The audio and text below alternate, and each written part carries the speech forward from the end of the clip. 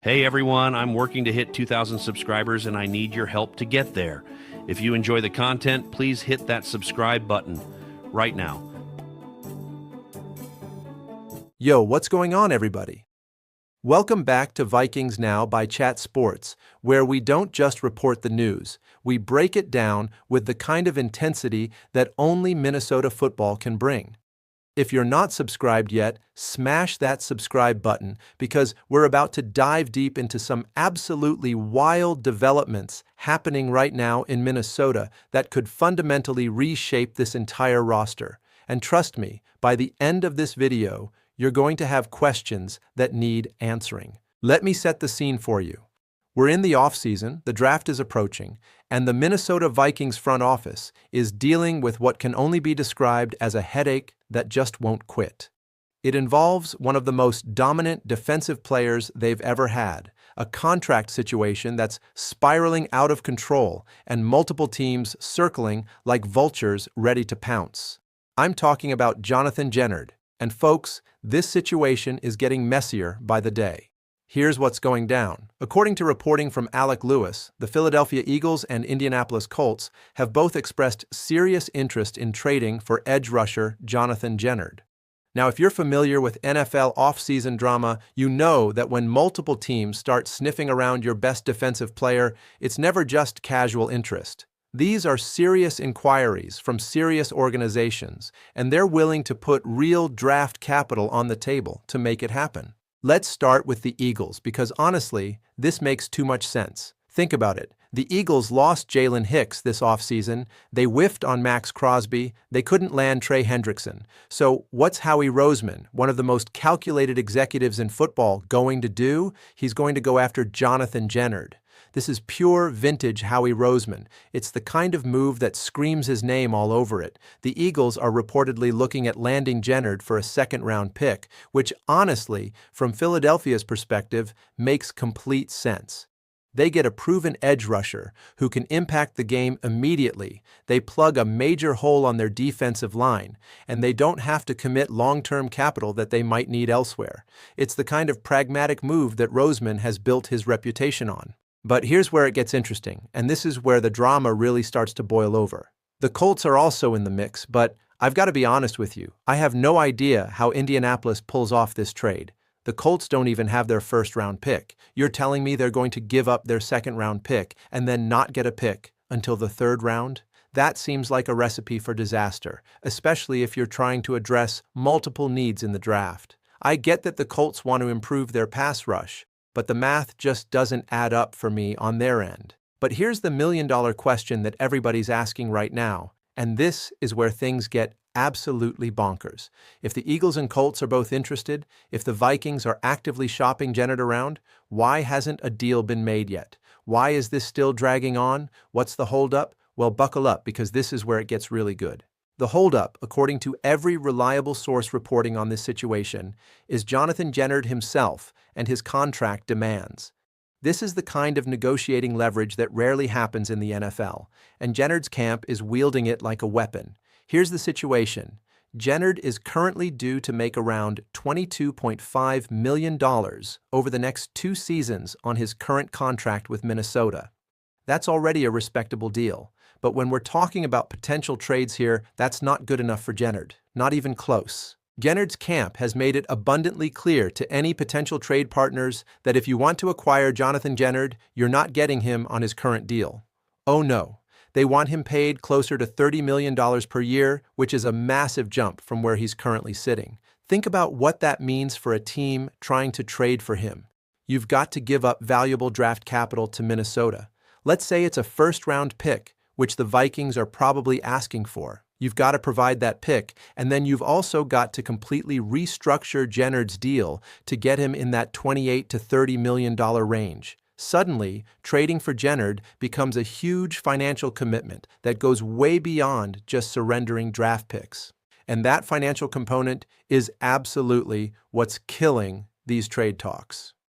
The Eagles probably said no thanks when they heard those numbers. The Colts are probably thinking there's no way they can make this work. And the Vikings, while they clearly want to move on from Gennard and reset their financial situation, are also probably asking for a hefty price in draft capital to make it worth their while. It's a standoff, and it's one that doesn't have an easy resolution. But let's talk about whether Gennard's demands are even justified. Let's talk about whether he deserves to be paid $30 million per year. This is where the tape and the statistics start to tell a really interesting story. And it's a story that supports Gennard's position in a lot of ways. Looking at the recent contract extensions that have been handed out across the NFL, Gennard has every right to be frustrated. Danfo got $24 million. Jalen Phillips, who still has enormous potential but hasn't had the consistent NFL production that Gennard has demonstrated, is getting paid. Montez Sweat is getting paid. Josh Hines-Allen is getting paid. Trey Hendrickson just signed a massive deal with the Ravens. And if you compare Gennard's tape and production to all of these guys, I'm telling you right now, Gennard is better than most of them. He brings a level of consistency and dominance that not all of these guys can match, especially in the run-stopping department, which Hendrickson doesn't excel at the same way Gennard does. Now, I know what some of you are thinking. Hey, Gennard's sack numbers weren't as high this past season as they were in previous years. And that's true. His sack total was lower compared to 2024, when he was with the Houston Texans and put up 12 sacks. But here's the thing about sacks in modern football. And this is something we talk about constantly in the NFL evaluation world. Sacks don't always tell the full story. When you dig into the advanced metrics and the tape, Gennard's performance this past season was actually incredibly impressive. His pressure rate was up. His win rate was up. His quick pressure rate, which is pressures that happen within the first 2 seconds of the play, was at 8.2%. That's elite company right there. And if you watch the film, Gennard was genuinely better against the run this season. He's been putting in work to improve that aspect of his game, and it's showing up in the tape. The one area where Gennard did struggle was actually bringing down the quarterback once he got there. He'd reach the QB, have him in his grasp, and then the quarterback would squirm away. It happened multiple times this season, and it's part of the reason the sack numbers aren't reflective of how often he's actually affecting the quarterback. But when you talk to coaches like Brian Flores, who's one of the sharpest defensive minds in football, he tells you point blank that the numbers don't always paint the full picture. Gennard's been impactful and disruptive all season long. The sacks are just one metric in a much larger statistical and tactical universe. So is Gennard worth $30 million per year? This is where I have to be honest with you, and I might be speaking more with my heart than my head here, but I think $30 million might be a bit much. Here's my logic. Gennard has 2 years remaining on his current deal with the Vikings at a cost of $22.5 million. That's not a bad situation to be in. That's not a guy who's entering the final year of his contract, where you absolutely have to extend him to keep him from hitting free agency. He's got time, and the Vikings can afford to let him play out this season on his current deal. If Gennard puts up another dominant season at age 30, which is certainly possible for a guy of his caliber, then you sit down, you extend him, and you pay him. But maybe you're getting him at $28 million per year instead of $30. Maybe you lock him in for 4 years at 28 and everybody walks away happy. That's my approach. Let Gennard play this year. Let him prove it again. Let him earn that extension. And then when he's still productive at 30 years old, pay him what he's worth. The Vikings have a cheap quarterback room right now. They've got a talent in Gennard who's still in his prime. They've still got talent with Turner and Van Ginkel rotating in at edge. Why blow all that cap space on one player right now when you can let the market settle, let the season play out, and then make the decision? That's just smart asset management. But I want to know what you think. Would you pay Jonathan Gennard $30 million per year right now? Give me a Y for yes or an N for no in those comments. I'd personally go up to 28, but 30? That's getting into elite territory. And while Gennard is a top 15 edge rusher, I'm not sure he's in the conversation for top 5 money. Let me know where you stand on this. Now, let's shift gears, because the Vikings offseason isn't just about what's going on with Gennard. There's another huge question that the entire Minnesota fan base is asking, and it's keeping the front office up at night just as much as the Gennard situation. Who is going to be the wide receiver 3 for this Vikings team? This is legitimately important because the Vikings have had a history of finding gold at the wide receiver 3 position. Think about it. Over the last decade, Minnesota has always had elite top 2 receiver duos, Diggs and Thielen, Jefferson and Thielen, Addison and Jefferson. That's an incredible run of having talent at the top of the receiver chart. But the depth behind those guys has often come down to creative drafting, smart scouting, and finding underrated talents that other teams overlooked. The Vikings found that with KJ Osborne, who became a respectable receiver.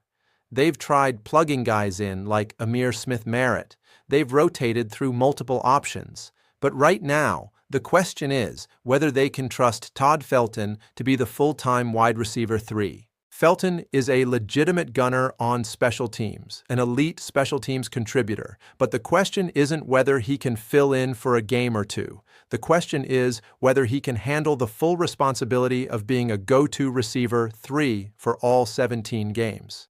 The Vikings run a lot of 13 personnel, which means 3 wide receivers are going to be on the field. That's a lot of snaps. That's a lot of responsibility for a guy who hasn't shown a ton on the offensive side of the ball. And here's where it gets interesting because the Vikings are reportedly scheduling top 30 visits with an absolute gem of a prospect that I think is flying under the radar for a lot of casual fans. His name is Ted Hurst, and he plays wide receiver for Georgia State. The Chiefs are meeting with him. The Raiders are meeting with him. The Packers have a meeting scheduled. The Vikings have a meeting scheduled. This guy is getting serious attention from serious franchises, and there's a reason for that. Let me paint you the picture of who Ted Hurst is. He's 6'3", just under 210, so he's got legitimate size. His 40-yard dash time of 4.42 is very solid for a receiver of his size. But here's what really stands out about Hurst when you watch the tape and look at the metrics. His 10-yard split is elite. We're talking 1.55, which puts him in the highest tier of his draft class. For a guy of his size, that kind of explosiveness off the line is rare. That's the kind of quickness that translates immediately to the NFL. Now let's talk about the production, because this is where Hurst really separates himself from the pack. Over the last 2 seasons at Georgia State, Hurst led all FBS wide receivers with 25 receptions that went for 20-plus air yards. Think about what that means. That means he's a big play threat at an elite level. He's the kind of guy who can take a 5-yard screen pass and take it to the house. He's the kind of guy who makes plays on deep balls that other receivers don't. The only receiver who came close to that production, that was My Lemon, who's probably going to go in the top 15 of this year's draft. Now, the level of competition question is fair. Georgia State isn't USC. It's not Ohio State. It's not one of the Power 5 powerhouses where you can just assume the tape automatically translates. But the advanced metrics and the film show that Hurst is special in ways that go beyond just his college competition level. Hurst is an incredibly shifty receiver. This past season, he forced 17 missed tackles. 17! That's the kind of number that tells you he's elite at getting the ball in space and making guys miss. The Vikings have built their system on spacing and getting receivers into the open field, especially with these deeper crossing routes that they love to run. Hurst has the ability to sit down in the soft spots of zones, to find windows for the quarterback, and to make plays after the catch that just create explosive moments. And here's something that Greg Cole, who is legitimately one of the best film guys in the entire NFL industry, said about Hurst. Cole said, and I'm paraphrasing here because this is crucial, "There's a receiver whose tape I really, really like, Ted Hurst from Georgia State. If he went to a Power 4 school, we'd be talking about him as a first-round pick without question." That's a massive endorsement from one of the most respected voices in the NFL evaluation space. When Greg Cole vouches for a guy, you pay attention. But here's the one legitimate concern with Ted Hurst, his drop rate. And this is not a small concern. Over his college career, Hurst's drop rate was sitting at 10.9%. That's above average in a bad way. This is a guy who is, by all accounts, a freak athlete. He checks every single box at the wide receiver position: size, check. Speed, check. Explosiveness, check. Route running ability, check. After the catch ability, check. But then you watch the tape and sometimes the ball just hits him in the hands and for some reason, it doesn't stick. It's frustrating because everything else about him screams first-round pick, but that drop rate is the one thing that's keeping him from being universally loved across the league. For the Vikings, the question becomes whether they think they can coach that out of him. Can they work with Hurst on his hands, his concentration, his technique in catching the football? Are those droppable issues, or is this a fundamental limitation? Because if you can get a guy who has all of Hurst's talents without the drop rate problem, you do that. But if you believe that the drop issue is coachable, and you believe that Hurst's upside is so high that it's worth the risk, then he becomes a really intriguing option at wide receiver 3. The Vikings have a history of finding gold in the draft. They found gold with Jalen Nailor, and that's a recent example. The question is whether they want to swing for the fences on a Ted Hurst type of prospect, knowing he's got this one flaw, or whether they want to go the safer route and trust Todd Felton to handle the role. My prediction, and I could be wrong here, but my prediction is that the Vikings don't draft a wide receiver in the early rounds.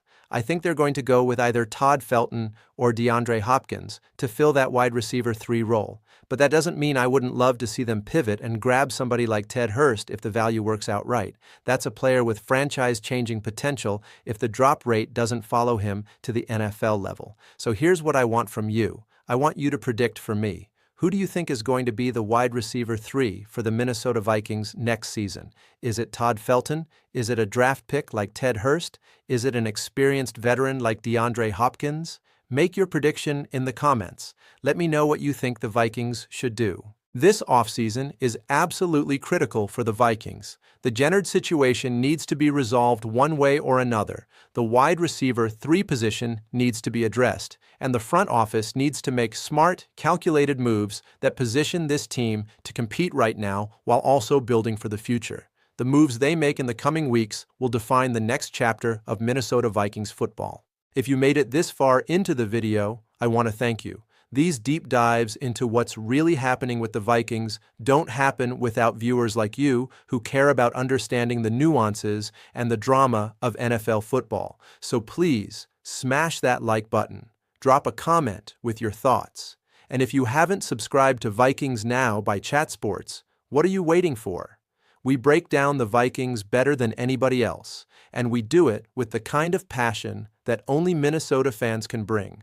New content every week, so hit that subscribe button, ring that notification bell, and I'll catch you guys next time. Let's go Vikings! Hey everyone, I'm working to hit 2,000 subscribers and I need your help to get there. If you enjoy the content, please hit that subscribe button right now.